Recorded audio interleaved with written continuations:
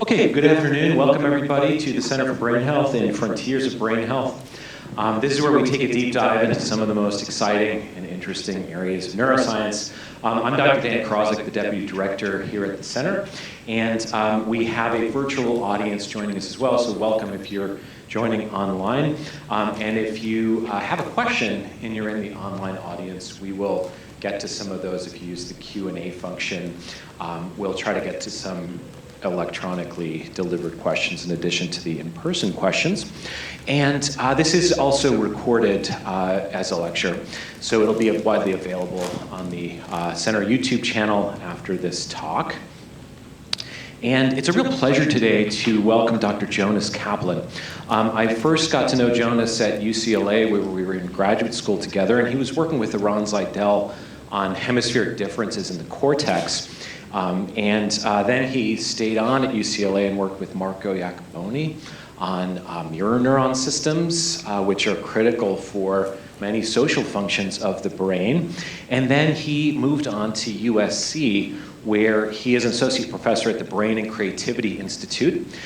He is also the co-director of the Dornsife Neuroimaging Center, and fMRI and fCMRI and pattern classifier MRI has been a major tool that Jonas has used in addition to things like fNIRS.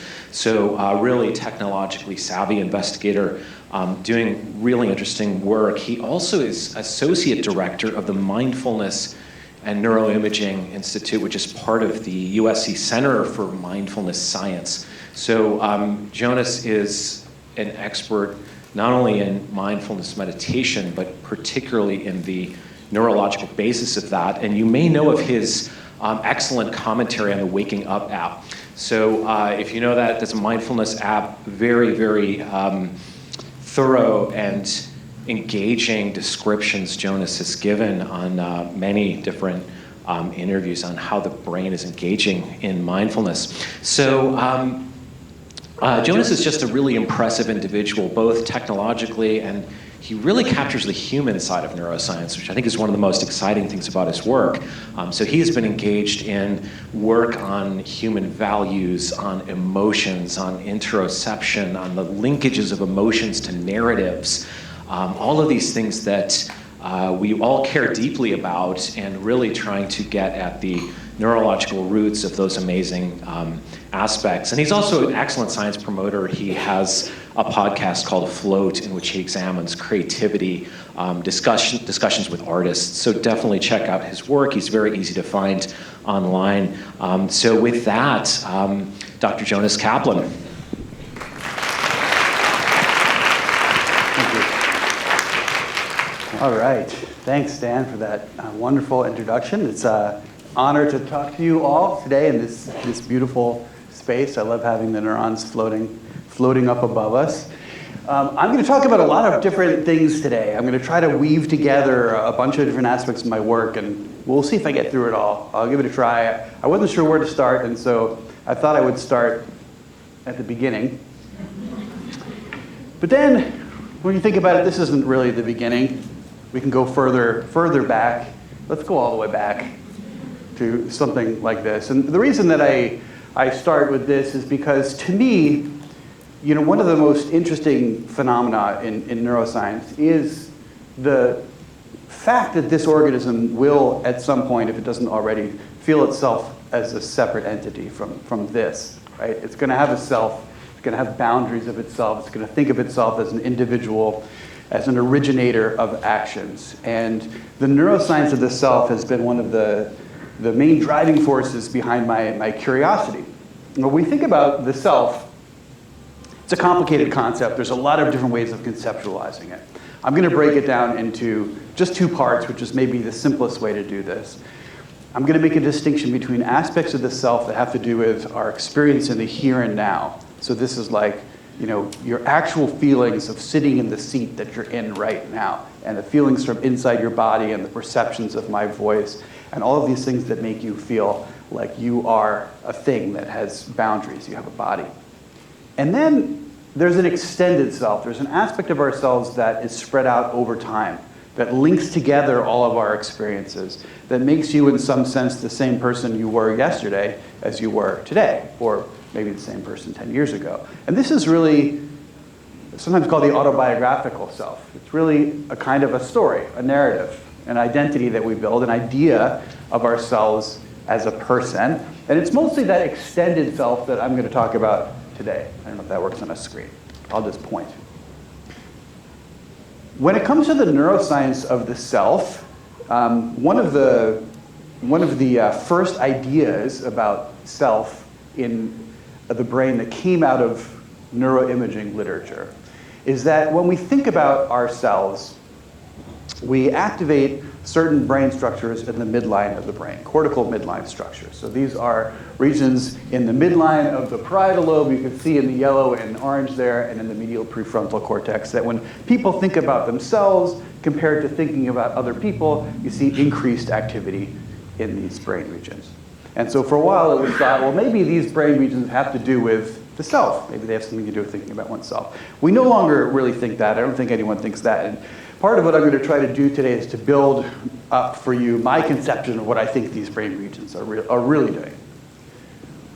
And one of the clues is that we have a long line of work now showing that thinking about one's deeply held beliefs and values also preferentially activates these cortical midline structures. Okay? And I just want to give you a couple examples of some studies that we've done that I picked out. And one of them had to do with the neuroscience of belief, and specifically religious belief. We were interested in what happens when we think about beliefs that we care about, specifically religious beliefs. And so we found two groups of people who had very, very strong religious beliefs, but those beliefs were in completely opposite directions. So we had a group of fundamentalist Christians who believed very strongly that the Bible is the Word of God.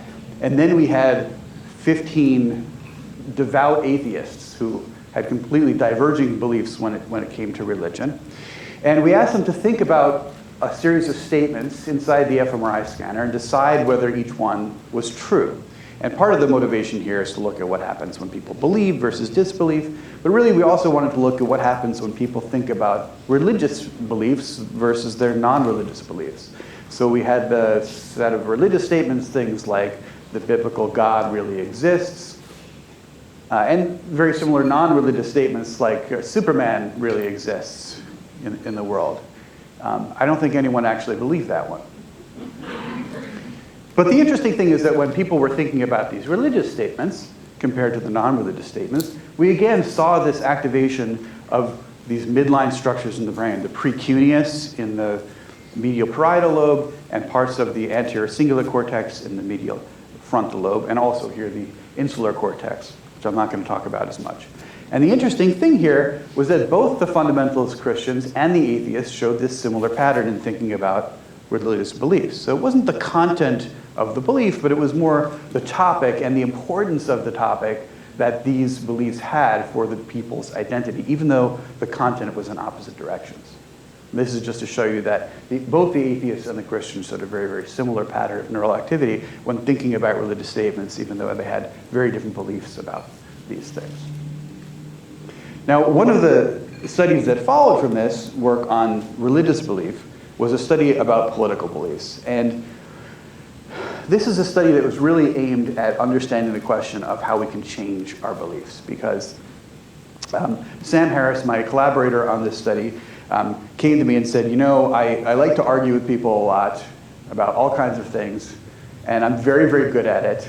And I agree, he's very, very good at it. If you ever heard Sam talk, he's very persuasive. But he's like, I never actually witnessed anyone change their minds about anything. And why is that? Why is it so difficult to change our minds about these things that we care about? And you know, there's a long history in social psychology research showing that it is very difficult to change one's mind. Going back to these studies in the early 80s, this is a study that I really like. It's been replicated in various forms. But in this one, Stanford undergrads were given a story about the relationship between firefighters' risk preferences and their job performance. Some of them were told, it's the firefighters who are really, you know, the risk takers who do the best firefighting because they'll run into the fire, into the burning house and get things out.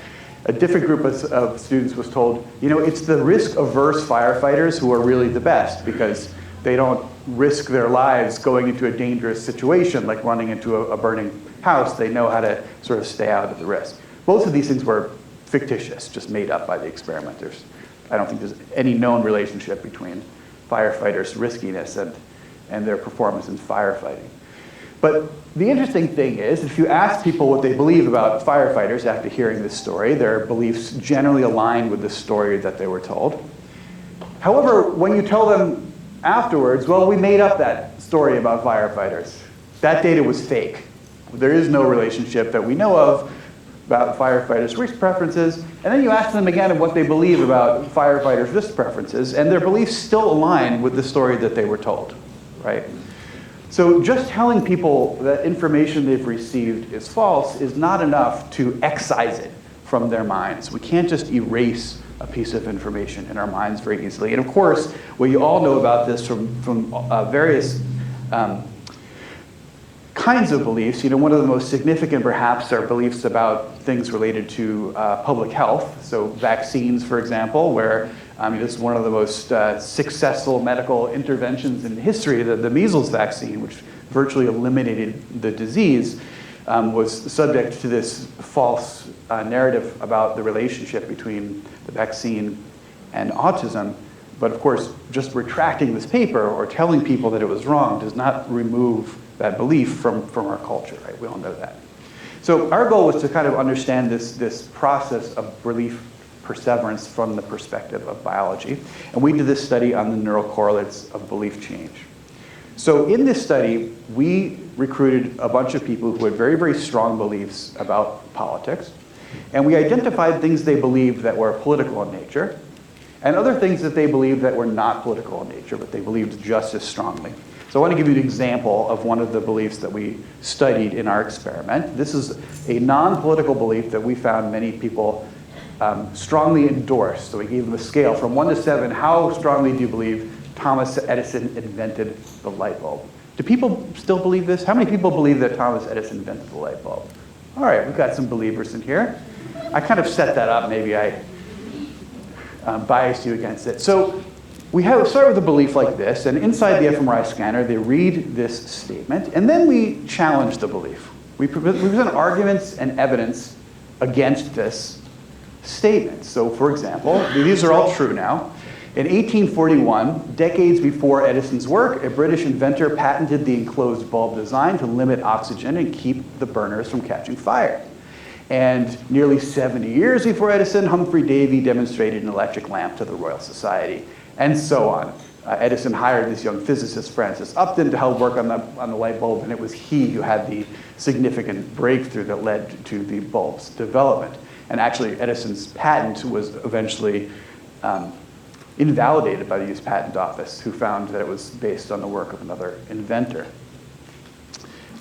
So we play these statements, and then we ask them again, how strongly do you believe that Thomas Edison invented the light bulb? Did I change anyone's mind? The pro-Edison people? No, we got a staunch Edison fan over here, okay. Well, for most people in our experiments, we were able to change their minds about that belief, but not about things they believed that were political in nature. These were people who had very, very strong liberal, self-identified liberal political orientation. We wanted to do this study with conservatives as well, but we couldn't find them in LA. So we had things like about health and about Edison, and overpopulation is a serious global concern. And then we had political beliefs, things like the US should reduce its military budget, or the laws regulating gun ownership in the United States should be made more restrictive. And we saw that, as expected, for non-political beliefs, we did make some headway. We were able to soften people's beliefs. This is a before and after our little intervention, and their belief in the non-political statements went down fairly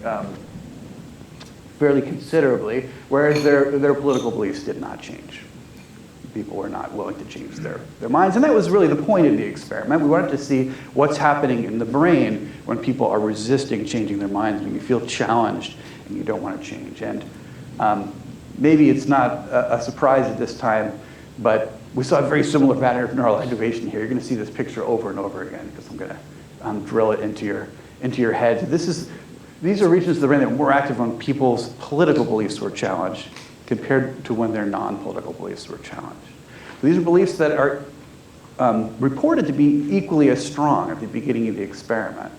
But those political beliefs that people really cared about and were relevant to who they thought they were, these are people who believe themselves to be liberals, led to increased activation, again, in these medial, parietal, and prefrontal areas. And the way I think about this is that this is some kind of self-protection, right? These beliefs are part of our self. The brain's job is to protect us and to protect the body and to keep us alive. But the me that the brain is protecting is not just my physical body. It's also my mind. It's also the structure of who I think I am and my identity, my mental models of myself. And so when information comes in that's self-challenging, the brain tries to protect itself, and part of that involves activating and shoring up one's identity. The idea is that changing a belief may involve changing who you are, and that's very, very difficult for identity-related beliefs. The other interesting data that came out of this study is that when we look at neural correlates of belief resistance, so we say, well, some people were more persuadable, or maybe more gullible than others. Some people were more stubborn than others and didn't really want to change their minds at all. What was the difference between those who were more likely to change their minds and less likely to change their minds? That difference we could predict from activity in these two brain regions here. On the left is the insular cortex. The insular cortex is an important region for the processing of feelings from the body, and it receives information from the vagus nerve, from the viscera, from all of our organs. And we think it's important for integrating feelings from those organs. Particularly seems to have an involvement with disgust, feelings of rejection of food.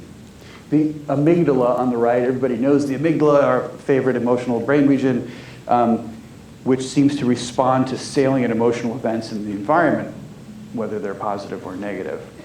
And the more people activated these emotional brain structures, the less likely they were to change their minds.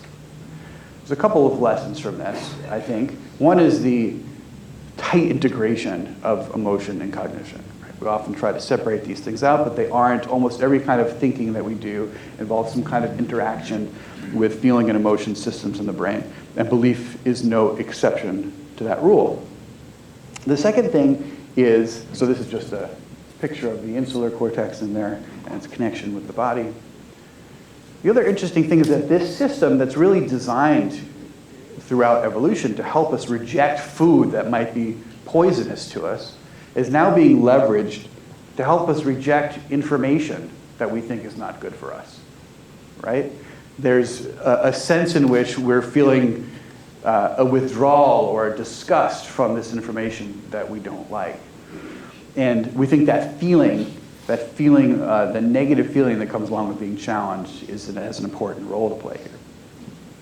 This is a really interesting analysis that we did, where we used a machine learning classifier to try to classify the brain activity patterns to predict whether someone was going to change their mind or not. So we trained a machine learning classifier on the data from trials in which someone changed their mind and trials from which they didn't change their mind, and we're able to predict at levels above chance is the red line there, from activity in the brain, whether people are going to change their minds. But the interesting thing is that in our experiment, we started with this original statement. The trial structure was, you saw Thomas Edison invented the light bulb, and then you saw the challenges to those statements. And so in the blue is when our classifier was predicting whether we were going to change our minds or not from the brain activity during the challenges. But the green bar here is predicting whether or not someone was going to change their mind just when they read the original statement.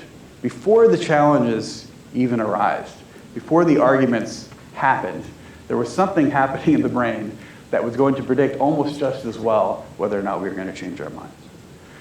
And that's pretty important. I think it has a lot to do with the way in which we marshal our defenses when we know we're about to be under attack. In this experiment, people knew that they were going to be reading challenges to their beliefs. And so when they read one of those statements, they started to prepare immediately. And that preparation process, that self-defense mechanism, is one of the greatest barriers we have if we're really trying to communicate to someone. And I think a lot of the effective mechanisms that people have developed for successfully persuading people have to do with avoiding the activation of this self-defense mechanism. And so I'm going to skip that and go right to this, which is an idea we have about one of the possible ways to successfully communicate with people that does avoid trying to bring up people's self-defense mechanisms is an approach called moral reframing. And moral reframing is the idea that if you frame a message to resonate with the moral values of the listener, that these messages might be more effective. You know, a lot of our beliefs are linked with underlying moral values and concerns. So these political beliefs that we're talking about here, for example, are not really just beliefs about the world. They're tied to values, things that people actually care about. And if you can figure out what those things are that are underlying the beliefs for the person you're trying to communicate with, and try to speak to those beliefs directly, then you can actually resonate with what the way the person is understanding you and effectively communicate. So as an example of this, we did a study during the pandemic on messages about mask wearing. So we found, there was no surprise, that during the pandemic there was a political polarization with people's feelings about whether or not they should wear masks. Okay, so we developed a measurement of what we call anti-mask belief, and these were things like I shouldn't have to wear a mask, or masks are not successful in preventing the spread of this disease, or masks are uncomfortable. And it's a collection of all these different kinds of beliefs against masks. And we found that the conservatives were much higher on this anti-mask belief score than moderates or liberals. They didn't want to wear masks. And the question for us is, how could we frame the information about mask wearing in a way that people might be more receptive to it? And so we used this moral reframing approach. The first step in this moral reframing approach is to understand what the moral values are that underlie the beliefs that you're interested in. So what we did was we surveyed people who were against masks, and we also tried to measure what their moral concerns were. We used several different measures of what people care about, what kinds of things they care about in terms of morality, like the Moral Foundations questionnaire from Jonathan Haidt. And then we related those moral concerns with mask wearing, and we identified the specific moral concerns that predicted anti-mask beliefs.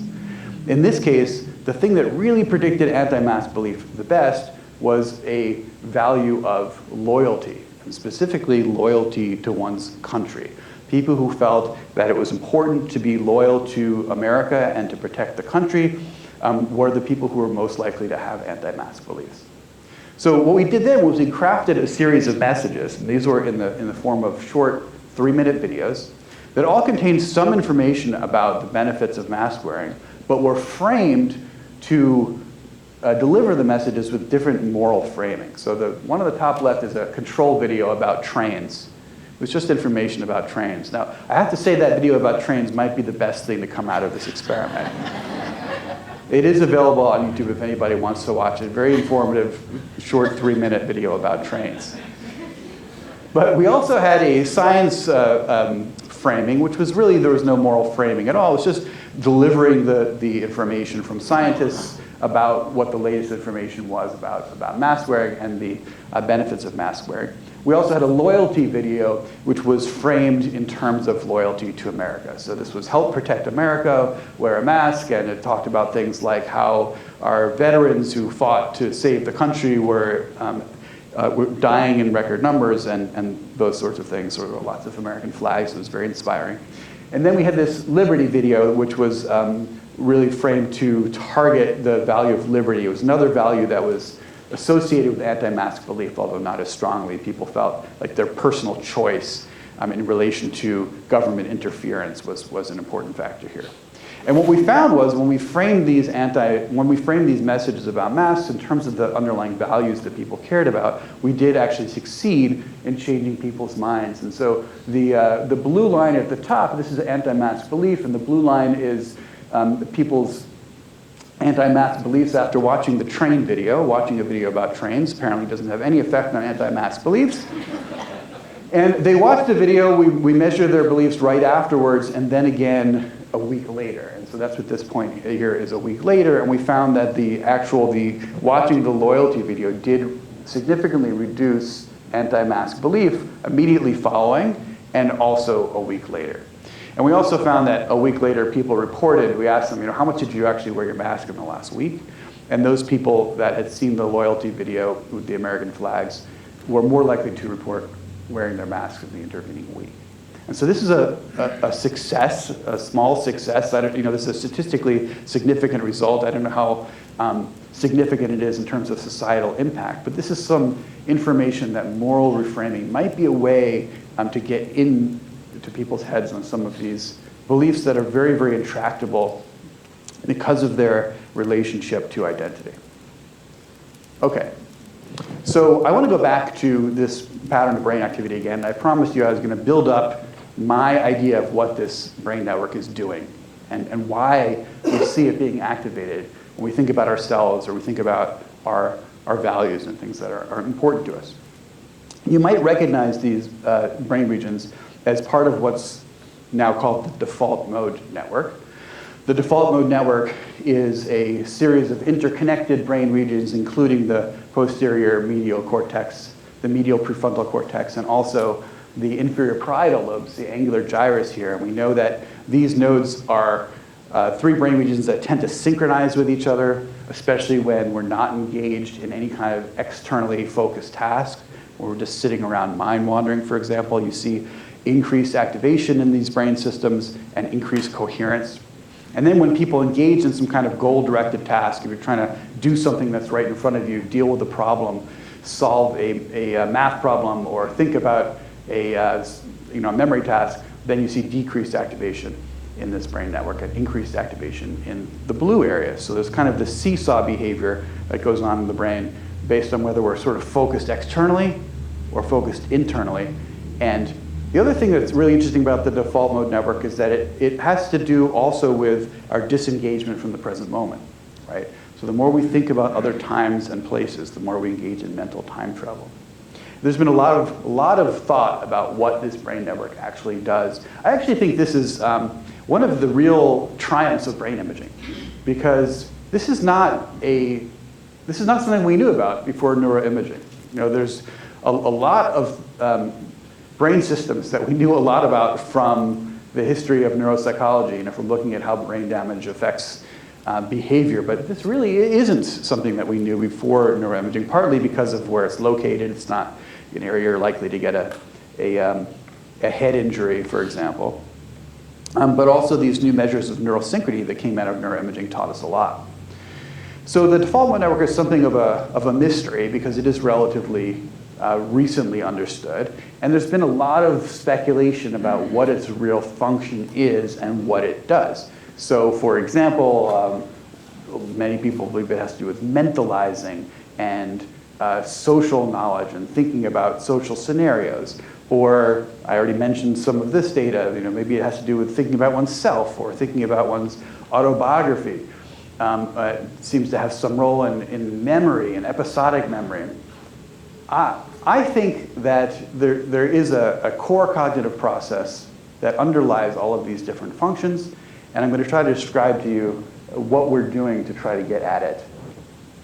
And the general idea here that I'm going to argue to you is that the default mode network might sit at the top of a kind of a neural hierarchy, where it's in a position to integrate information from all over the brain and to synthesize that information in a meaning-making process in a way that helps us to make sense out of our complicated world.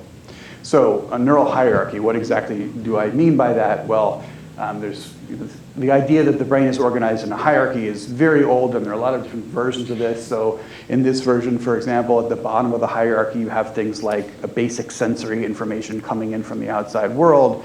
And as you move up the hierarchy, you get to things that are more complicated, like memory and math, and eventually imagination and language and reasoning. There's a sort of hierarchy of abstraction as we move move up this pyramid. And we know from the study of perceptual systems that this is true to an extent, that as we move up the visual hierarchy, for example, from the outside world, from the retina to the thalamus to V1, we have cells that respond to more and more complicated features of the world that integrate across lower levels of the hierarchy to respond to things that are more complicated. So instead of just responding to simple shapes and light and dark circles, you might end up with a neuron in infratemporal cortex that responds to something more complicated like my face.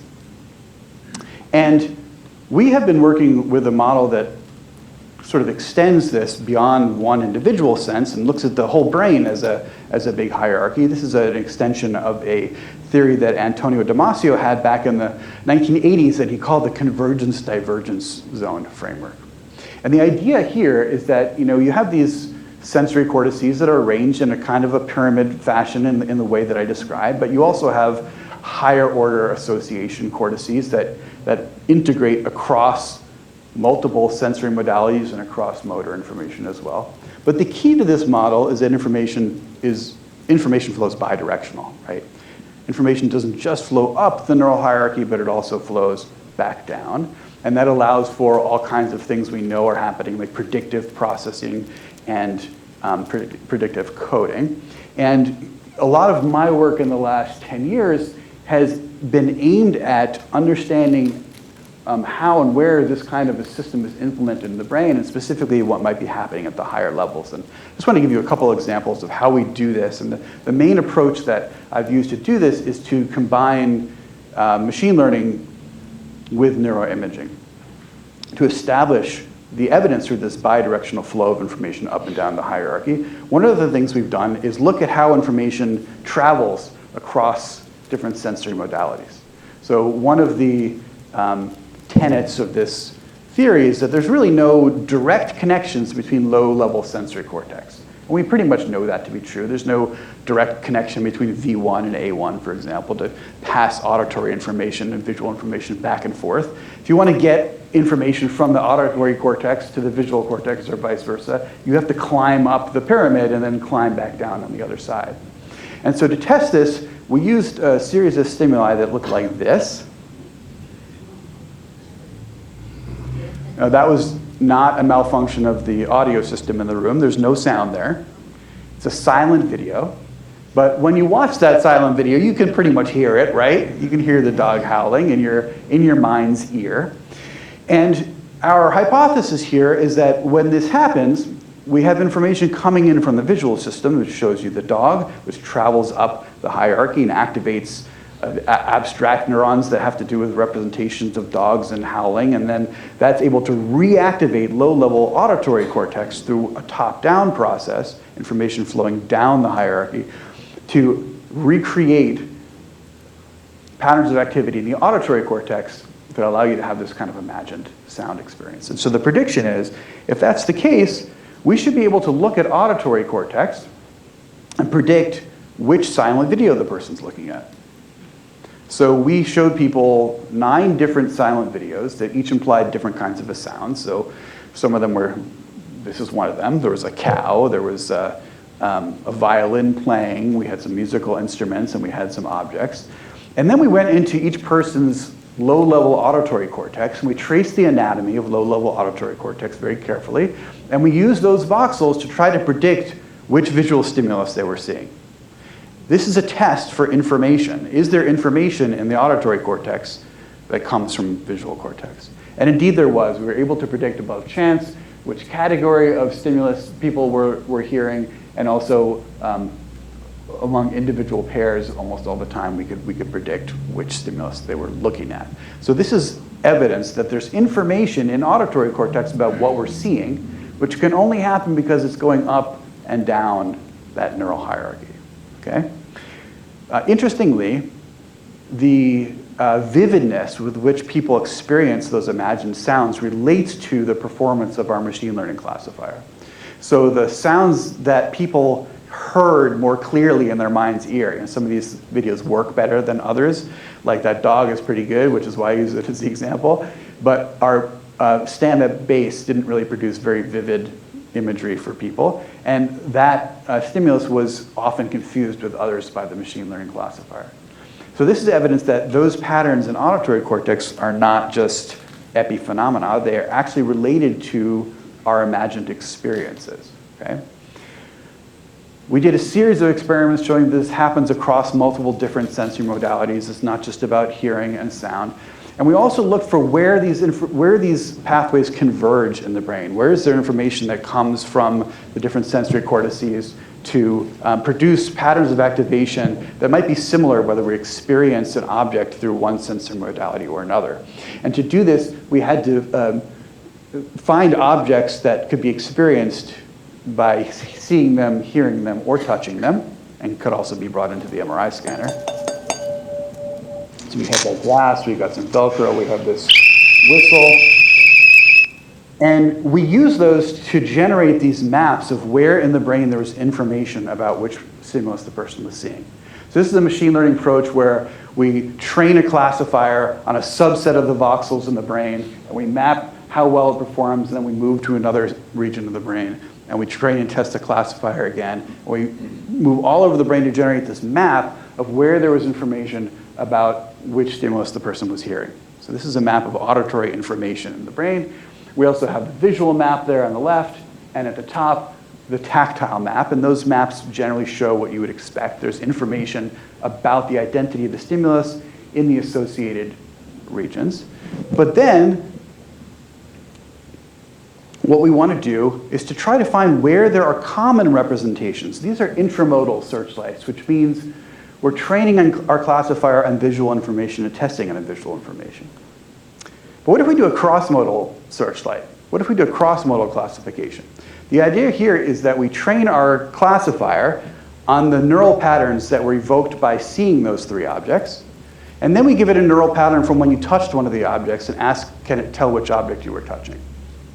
If it can do that, it means that the way the neurons are representing the information in that brain region are the same, regardless of whether you're seeing or touching. There's a learning transfer about the neural patterns from seeing to hearing. Okay? It shows us where there's a modality invariance, that the neural patterns are representing this stimulus identity the same way, regardless of whether you see it or hear it or touch it. And we found these modality invariances in various places in the brain. So for example, here's where we found a vision-touch invariance, meaning we could train our classifier on data from seeing things, and it could tell which object you were touching. We could train over here, we could train on information from hearing, and it could tell what you were touching.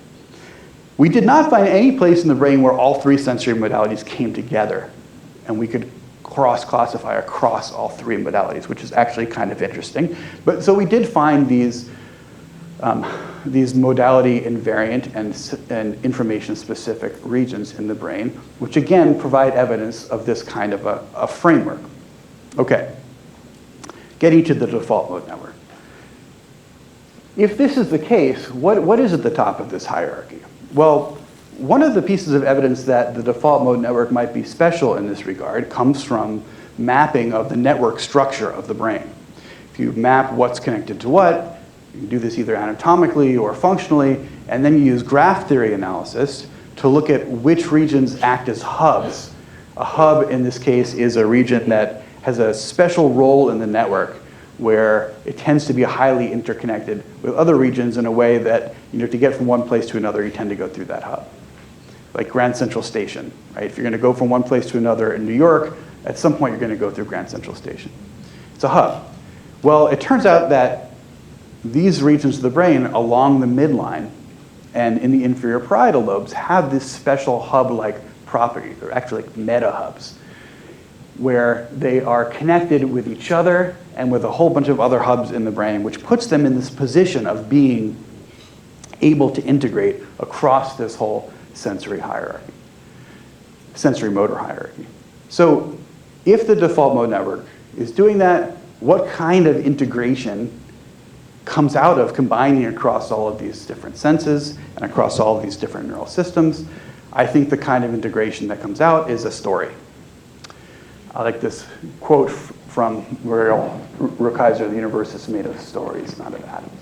It's really true from our perspective that our universes are made of stories, and of course they've played an important role in human culture. There's a really interesting study that came from Polly Weissner, who's an anthropologist, and she's studying the different ways in which people converse in hunter-gatherer societies in southern Africa. And what she found was that during the day, people tend to talk about things that are related to the here and now.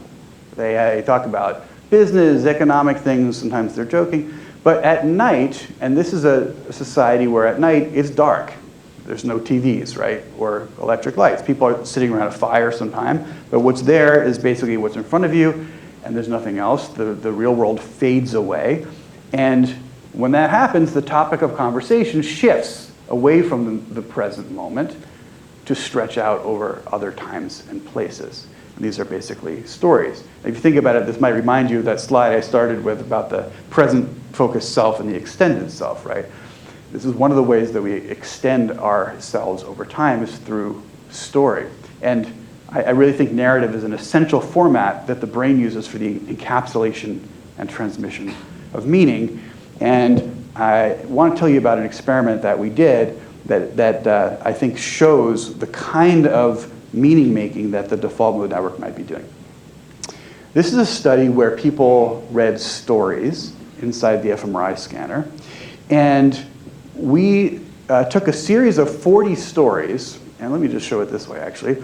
And the stories were originally in English, but we translated them. Translated them to Farsi, and we translated them to Mandarin. We did a very careful job of translating these and back translating them and making sure that they actually meant exactly the same thing in different languages. And then we had 3 different groups of subjects who each read the stories in their native languages. So we had American subjects, we had Iranian people who had just come to LA, and Chinese people who had just come to LA reading the stories in their native languages. And we're measuring their brain activity while they're reading each of the 40 stories, okay? Now what we're gonna do is we're gonna use our machine learning approach to try to classify the brain activity and see where in the brain can we predict which of the 40 stories the person is reading. And we do this searchlight approach where we look all over the brain, we map the story content information in the brain, and we get something that looks like this. Well, it's pretty much the default mode network, right? The default mode network here has content about the meaning of the story. But of course, this is the intra-language classifier. We can also do this across languages. We can train our classifier on data from the Americans reading the stories in English, and then we can give it the brain activity pattern from someone reading a Chinese story in Chinese, and we can ask, can it tell which of the 40 stories this was? And indeed it can, in the same brain regions. Which means that what the classifier is picking up on here is the meaning of the story, what the story is about. These stories were written in different alphabets. They had different phonology, they had different syntax, right? But what the story was about was the same whether you read it in Chinese or you read it in Farsi. And that's what we're showing here, that these brain regions are sensitive to the very high level sense of what the story is about. And that's what I think that this brain network is really doing. There's data from other labs that show this. For example, this is from Ori Hassan's lab, and they're looking here at neural synchrony while people listen to a story. And if people listen to the story in reverse, which is at the top, they're just hearing a whole bunch of sounds that don't make sense. But everyone's hearing the same sounds, and so you see that everybody's auditory cortex is activated in the same way. That's what this measure is here of neural synchrony across people. They then play the story forwards, but they scramble it in various ways, either mixing up each word or mixing up each sentence or mixing up each paragraph. And when you hear each word individually, it still doesn't make any sense. You know, you're hearing the same words as everyone else, but there's no meaning there. And then as you start to put sentences together and paragraphs, and you get to the whole story where the story actually means something, now you see that people synchronize in their default mode network, in the medial parietal lobe and the inferior parietal lobes, okay? I'm gonna show you a video now, and The purpose of this is just to kind of back off from what I'm saying a little bit, because I don't want to give the impression that this one network is the only network that's involved in processing stories. We think it has a special role to play in integration, but the brain is always a collaborative effort of the whole thing working together. And part of the way that I can show this is by showing you a video that I made of people listening to a story.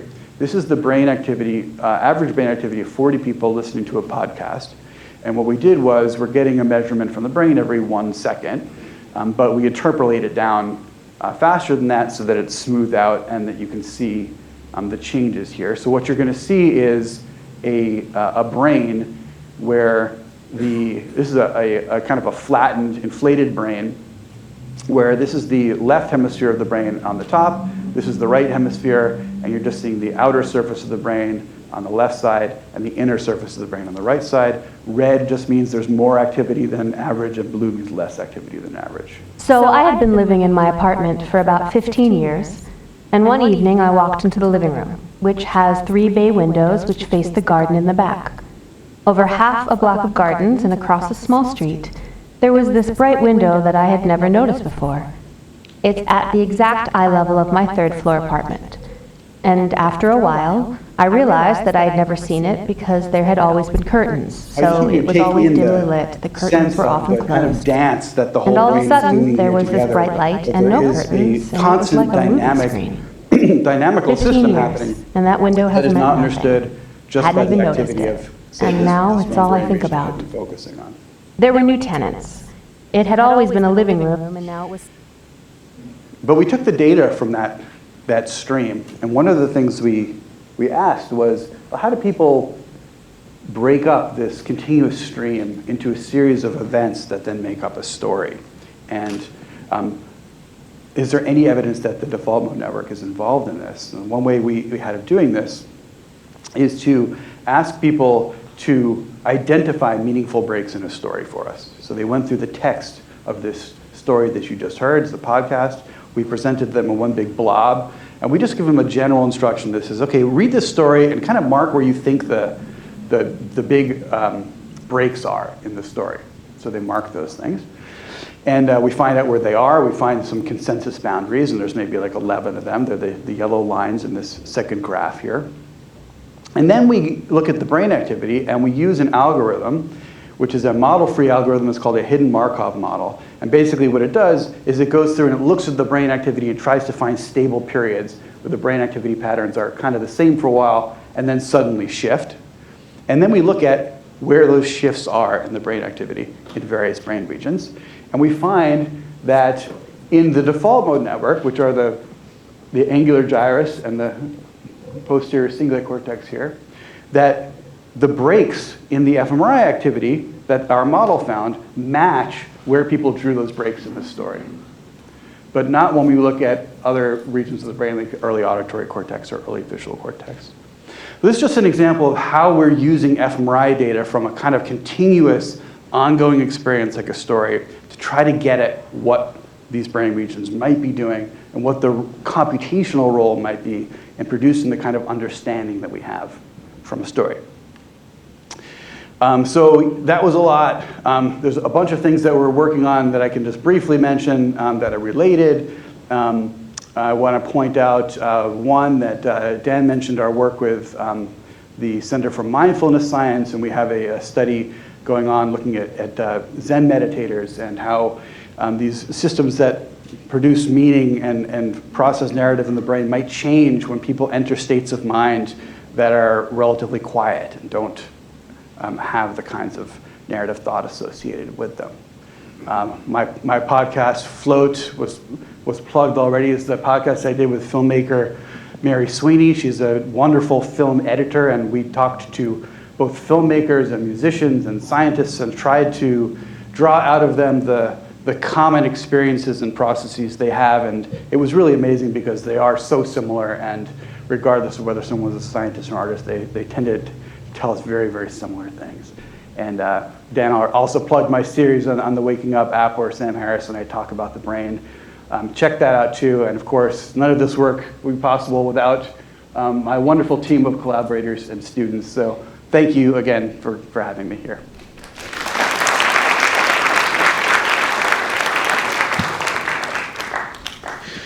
Okay, fantastic. Lots to think about here. Let's go ahead and start with questions.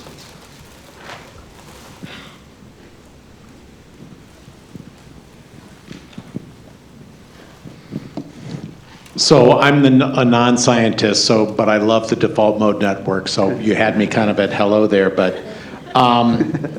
one of the asks I would make, because we've lost the art of productive debate. And what I take away from here is maybe if we understand what's going on in that kind of fixation on your own self, rather than exploring more what the mechanisms are, exploring more how to use those to maybe make people more open-minded, not to change their mind, because some of this looks a little bit like Vegas. Hey, let's tap into that moral side and try to convince people that we're right, as opposed to opening people's mind to a productive debate. Are there studies ongoing about that kind of outcome side of things? Yeah, I mean, when you're always right, like I am, it's hard not to see it that way. No, I totally agree with you. The way that I think of it is, how can we make ourselves more open-minded? And I think that is the best way for us to think about it. And yes, there are some things we know. I mean, it is a very difficult problem. And I think there are some leads, but there's no silver bullet here. I mean, the one thing we know, for example, is that if you are able to shore up your self-esteem before you go into an argument, that you tend to be more open-minded. Part of the reason there is, one of the ways you can do that is ask people to write an essay about all of their best qualities. And that makes you feel better about yourself and gives you a little bit more cushion for not feeling so vulnerable, I guess, when these self-attacks come in. So there are things like that, and there are little tricks and hacks, but yeah, I don't think any of them are a silver bullet. I think it's a much bigger problem that has to do with certain things happening in the culture that are making us congeal in our identities rather than have looser identities. And that's a difficult problem to solve. I'm not sure how to do it. Yeah? In your comments on the change in people's positions, the loyalty and the service, does the brevity of the loyalty one, which is 6 words maybe, have any effect on the response? So those are just still frames from a video, and the videos were 3 minutes long. Mm-hmm. So they were the same length. The same one. Yeah, we didn't manipulate the length, but yeah, that probably could have an effect. Okay. But yeah, they were all the same length. Thank you.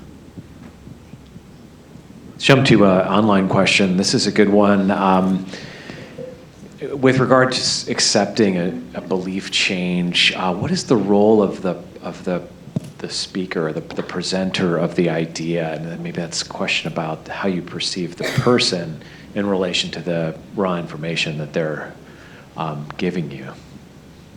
So I'm sorry. So I just want to understand the question better. So what's the role of someone speaking in leading to belief change? The source, essentially. What's the how you perceive the how you perceive, like, where the information is coming from and the credibility. Yeah, maybe if it was me trying to convince you of something versus Steve. Is there any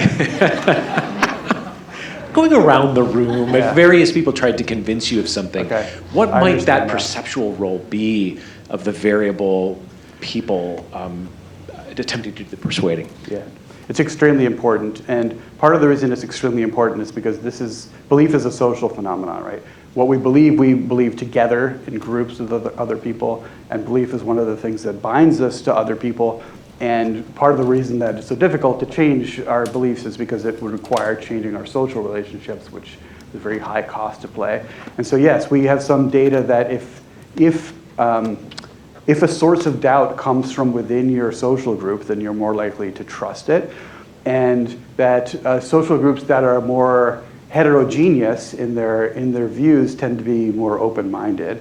On the other hand, there's a whole bunch of group processes at play that try to make groups more homogenous in their beliefs by, like, weeding out people that don't believe the same thing. So that's partly why these online systems end up very, very homogenous. But yes, certainly matters where the information is coming from. It's easier to convince your friend of something than a stranger.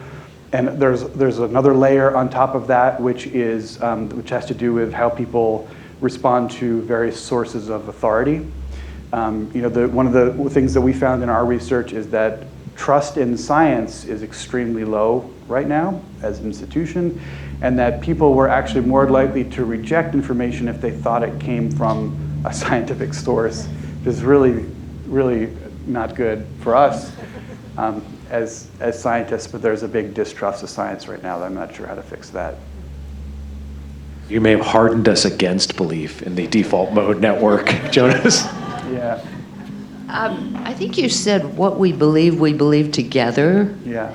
But what are there certain individuals? I'm thinking about Galileo, who decided he believed the Earth moved around the sun, and the society he lived in very much rejected. Are there certain individuals, or how would you account for that? Well, he paid a price for it, right? And there are some people that are willing to pay that price, and some people that aren't willing to pay the price. And yeah, it's not that radical belief change doesn't happen. There are people that leave their religions, and as a result, maybe don't have a relationship with their families anymore. That's the price that they'll pay. So there are people who do choose to pay the price, and what makes someone that kind of person or a different kind of person, I don't know, but it's an interesting question. She said what we believe together. Who believed that with him? Oh yeah, I'm not saying there are no beliefs that are unique, but we tend to, yeah. Hi, may I just follow up on the question a couple times back? I'm curious, in your study design, how do you distinguish between those elements of internally held belief and desire for a particular social impression? So basically what you actually think and what you're willing to say about what you think. How do you distinguish that in your measurements? Yeah, so how do we distinguish between what people actually believe and what they feel pressured to believe? Yeah, it's a very good point. In our particular subgroup, these were liberal students, mostly students, in a very liberal area, so they seemed very free to say what they wanted to say. But yes, certainly there's social pressures. On the other side, they definitely expressed feeling a social pressure not to report that their belief had changed. Part of that comes from imagined social sources, and part of it comes from your imagined self. Like, what would myself say about me if I heard myself say that I was for abortion, something like that. So there's definitely versions of that are at play.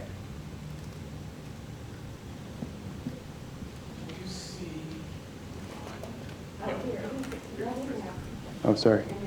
Oh, Michael. All right, so my question concerns the relationship between rules of logic and narratives and how they might relate to each other. So typically, when we think about what governs how we think, how we reason, we like to think, oh, we're logical. We obey rules of logic. What I have myself wondering is perhaps the rules of narratives or narrative structures that really guide our thinking, and that might be more basic, more fundamental than even the rules of logic. Famously, there are so many interesting studies about the Wei-Sung card selection task where people were terrible at this, deploying rules of logic. But as soon as you apply it, some kind of story on top of it, like the Cosmidus study on top of the drinking age game, right? Suddenly people find the problem trivial. Yes. So what I wonder is, what do you think the relationship is between how we navigate thinking through logic and how we use narrative structures? Yeah, that's a great point. I do think that there is a narrative logic, and I think some of those narrative logical pieces might be the sort of primitives that the default mode network is working with in piecing together a story. So I have a colleague at the Institute for Creative Technologies at USC who has done this amazing work in producing a taxonomy of the different elements of narrative. And the way that, his goal, he's a computer scientist, and he wants to be able to build computers that can tell stories. And, those famous Hyder and Simmel figures with the little, shapes that follow each other around the screen, they have this study where people have an iPad and they can kind of make little stories from the shapes. Like one shape hides and the other shape follows it and different things happen. And then you ask people to watch the playback of the animation, and people will tell the story, right? But they now have their computer telling the story from looking at the screen that matches what people say about the story. And the way they've done that is to catalog all these very basic things that, when one thing follows another and the other one tends to increase speed, that's a chase.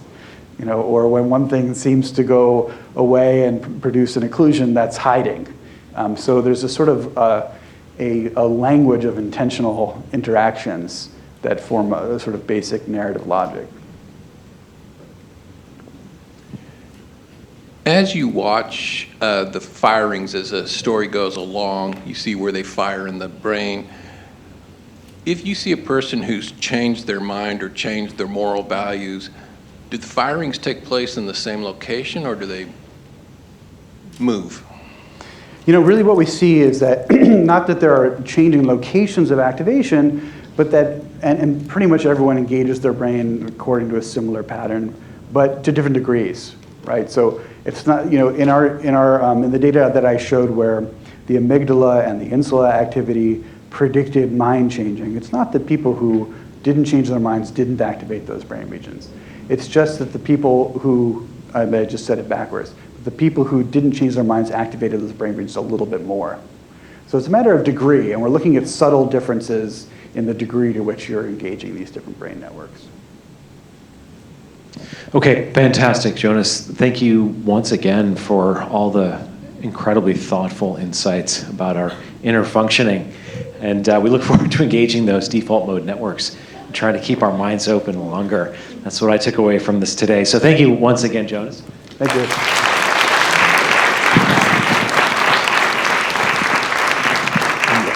I'll just take a brief moment to announce we're very much looking forward to February 23rd, where we will be doing Frontiers all virtual on that date. And we'll be honoring Dr. Mark Desposito with the Charles L. Branch Award. And he will be interviewed. It'll be interview format with Mark and Dr. Charlie Branch, the son of the namesake for the awardee. So very much looking forward to that. And have a great rest of the day.